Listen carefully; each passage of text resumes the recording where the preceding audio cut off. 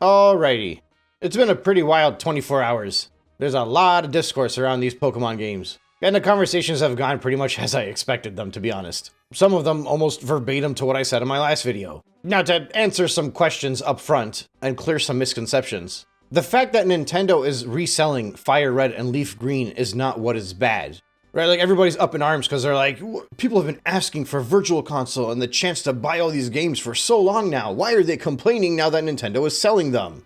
Well, for starters, people are not one. There's not a hive mind. Everybody has their own opinions. Clearly, there is a giant subset of the Nintendo fandom that is completely content with just playing games on Nintendo Switch Online. And in their minds, they've bought in, and they're like, I'm okay with this, I just want to play the Game Boy Advance games, and now all of a sudden Nintendo is selling them, so they're like, why am I paying 20 or 50 bucks a year and not getting access to a classic Game Boy Advance game? So it's very possible that the person that's complaining that the games are being sold individually is not the same person that was complaining that they couldn't buy games individually a month ago. And even if it is that same person, Nintendo should be offering different options. They've already decided to go with the NSO catalog. Why would they not allow people to either buy the games or stay subscribed and just enjoy them if they want to be a subscriber? Give the different types of customers different options. And this is not something completely unheard of in the online subscription world. And then finally, how difficult is it to understand that when you want to buy the game, you don't want to spend 20 bucks on it?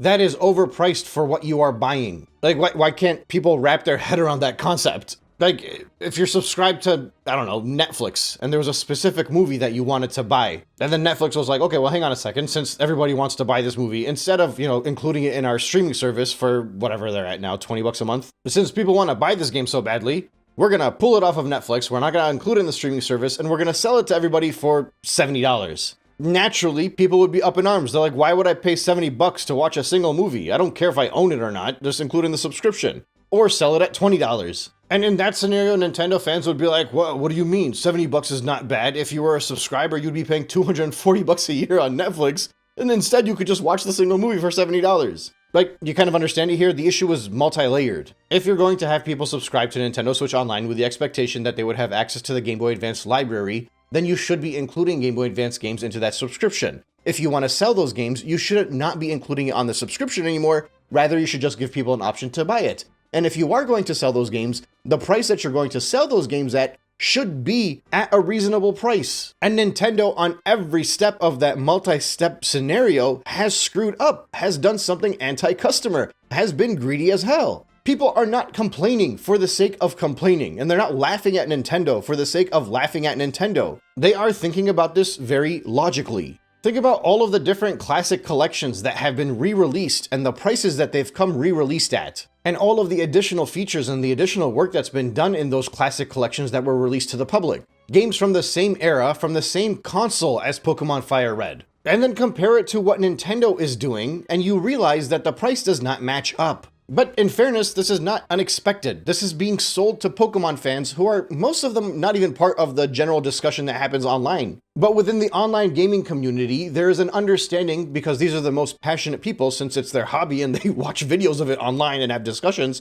on Twitter and Reddit about it. That group of gaming fans pretty much unanimously agrees that Pokemon takes millions of shortcuts, but the hardcore enthusiast gaming community overall tends to have a major distaste for the way Pokemon operates, the way their games come out. They are low-quality efforts that are very overpriced, and they get away with it because of the IP. Objectively, the modern games suck. They are very low budget, they are very low effort, and they make a killing. And that philosophy, that form of success has completely bled over into the first-party titles, which is a very big reason why it looks like Mario Tennis Fever is going to flop, especially in comparison to Aces. Low quality effort, very little costs, high prices, and that way even if the sales are not as record-breaking and massive as they once were, the profits will still be more than good enough. Like, think about how little effort they put into the Mario Galaxy 1 and 2 re-releases. That re-release had one of the worst opening quarters for any 3D Mario games that have ever been released, whether they're brand new or ports/re-releases. But that's only from the angle of units sold. Profits-wise, the cost was probably negligible in comparison to creating a whole brand new 3D Mario. And now they're doing the same thing with Pokemon. These are guaranteed profits even if they only sell 10,000, but they're actually going to be selling millions, if not tens of millions. And they're going to do that without putting any effort into these re-releases. Based off of the information that's known right now, you might actually be getting less effort into these purchases than you would have if they were included on Nintendo Switch Online. The reports indicate that it's not going to be online. You won't be able to trade or battle people online. Everything is going to be done locally. Like, you've stripped away that whole aspect of Pokemon, which has become pretty much commonplace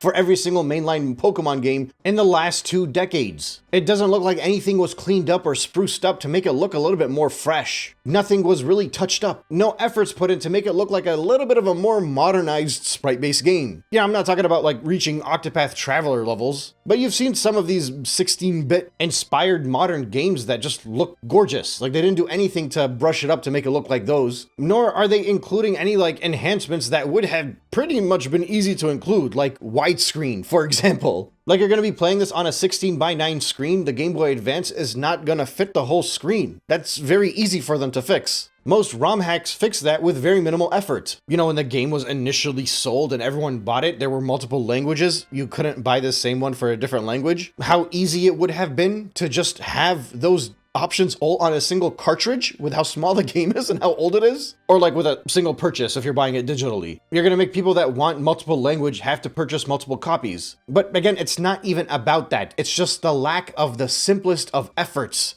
to include all of the different languages together. They're like, nah, why would we do that? Who cares? That tiny bit of negligible effort and the negligible amount it would have taken from the game's budget is not worth it to them, because they do not respect the buyers of their games. They have zero interest in doing anything to even remotely make the product seem worth it, because in their minds, just the fact that they're reselling it, they are doing you a favor. Doing the buyer a favor by allowing them to purchase this game. And again, it completely works, because look at the people that are going to buy it. Either they are not part of the online discourse, or they are the lappies that will eat it right up. And then they will hate on anybody that realizes that this is an absolute ripoff. There's something that I said way back in April, I remember, with the reveal of the Switch 2. And it was a very big discussion early on, and I think it kind of resonates very well today. I said that Nintendo is not pricing their games and their consoles at prices because that's the value of them from an actual objective standpoint. It's not the cost and the game of the device that causes them to sell things at the price that they sell them at. It's the understanding that you are going to pay those prices because you want to be part of the Nintendo experience. They did it with their console, they're doing it with all of their overpriced low-budget games, which is pretty much every single one of them at this point. And what they're doing now with Pokemon is that. If an indie dev was to sell the game at $20, they're basically hoping that it takes off with the amount of time and effort they put in to make that title with their limited resources. Heck, even if it's more or less than $20, they need some sales, obviously, to offset how much money they just spent making the title. Or, you know, let's ignore the indie world. Let's look at Final Fantasy, right? They just brought those games over to the Switch too. The first Final Fantasy VII and the second one is coming soon. Like, they're really trying to push the whole game keycard thing and pretending it's not a cost issue, which is BS, but I won't get into that right now. But even they realize that while, yes, it still took a whole lot of effort in order to get that game optimized for the very inferior Switch 2, and it took that manpower and that extra budget, they're like, look, we're gonna do this as a game keycard. It's gonna be a massive download size that's gonna be unappealing for so many different reasons, but we're gonna price it at $40. It's gonna be a great experience for you at $40, because they're not gonna use a full Switch 2 cartridge and try to sell it at $60 or $70 or $80. They're going to sell it at a price that's hopefully equal parts appealing and profitable without ripping people off within reason. If they're selling it at a $40 value, it's because they put in a $40 effort in order to get the game ported over to the Switch 2. Obviously, this doesn't apply to every single massive game, whether it's a third-party or a first-party PlayStation title, but oftentimes when they sell these games at $70, it's because their budgets are massive, and they need to make a whole crap ton of sales in order to become profitable. Again, I realize that's not always the case, and there's always a ton of slop that's just being turned over very simply, but obviously there are always exceptions. When it comes to Nintendo and Pokemon, they are selling those games at $20, but they're not putting in $20 of effort in order to get them out the door at $20. Just like they are selling their mid games at $70, even though there's not $70 of effort put into those titles. Just like they were selling Mario Galaxy 1 and 2 at $70 together as a combination, when each of those was not worth $35 to $40 based off of the effort that they put into it. So yes, people absolutely should speak out against this, and they should be upset by this. It's a level of corporate greed that is unrivaled in the gaming industry. Do you understand that? Like, you can point at franchises and say that they are greedy. In some cases, you can look at a publisher, Ubisoft, for example. There's a reason they got as big as they were, but they became so greedy, and now they've been really facing an uphill challenge because people have gotten fed up with their anti-customer practices. And part of those practices are the release of low-effort slop because they know that, or at least they thought, that everybody would buy into it automatically. And then you can point at EA and their sports franchises. You can point at Call of Duty and how lazy they've gotten over the years. But somebody can own any one of the consoles that they want to buy, or a PC, and they do not have to buy those games. They don't have to give money to those publishers. The thing is, with Nintendo, everything goes to Nintendo, and it's universal across the board for almost every single one of their franchises in the past decade. Like, somebody could buy a PlayStation and be like, I'm just not gonna buy EA FC, right? I'm not gonna buy Madden. You can't buy a Nintendo console and be like, well, I'm just not gonna support Nintendo. It is the entire ecosystem. The hardware is overpriced. The games are overpriced. The last gen hardware and games are overpriced. The DLCs, the upgrade packs, all of that stuff is overpriced. It doesn't necessarily mean it's expensive. It means it is overpriced. The value that's coming in is not worth the input that is being put into making those games. And the understanding is that their IPs and their games and their content is so valuable that people will overlook this inferiority. And to an extent, that was true once upon a time. But they've almost all but phoned it in with effort for the past generation. The last time they truly tried when it comes to their games was with the Wii U. And that's why those games carried the Switch. The first half of the Switch also had some exceptional games, but we saw how much that dropped off in its latter life. And the expectation was with the Nintendo Switch 2 was that they would be making a turnaround. They have not. The entire Nintendo atmosphere right now is just basically what Pokemon has been for the past, 10, 15 years? I don't know, I guess it just kind of depends on when somebody realized that Pokemon is starting to suck. For me, the last straw personally was at Sword and Shield. And look, to kind of reel it in a little bit and go back to discussing FireRed and LeafGreen, I actually don't think we have seen the worst of it. I think the more we find out about this game, especially after it comes out, the worse it's going to get. And I will not be the only person calling this out. So many others will as well. The game is going to be on a ROM emulated on the Switch 1 and the Switch 2, and it's probably not going to have any good filters on it the same way that the NSO games have. For all we know, they might not include a rewind button, which has become commonplace in any game that's being emulated, especially classic games. And likewise, a fast forward button. I don't know if they're going to have borders in there. I don't know if they're going to have a little segment in the menu where you can listen to music. I don't know if they're going to provide any kind of artwork. All of these different things that you would expect in this kind of release, we don't know if that's coming or not. Right, like technically, I'm still not sure what the plan is for the physical release. Right, it seems to be like people are assuming there is going to be a physical release eventually. But as it stands, there's a Japanese physical bundle, which is being sold for 19,800 yen. And it comes with like special boxes and trinkets or whatever.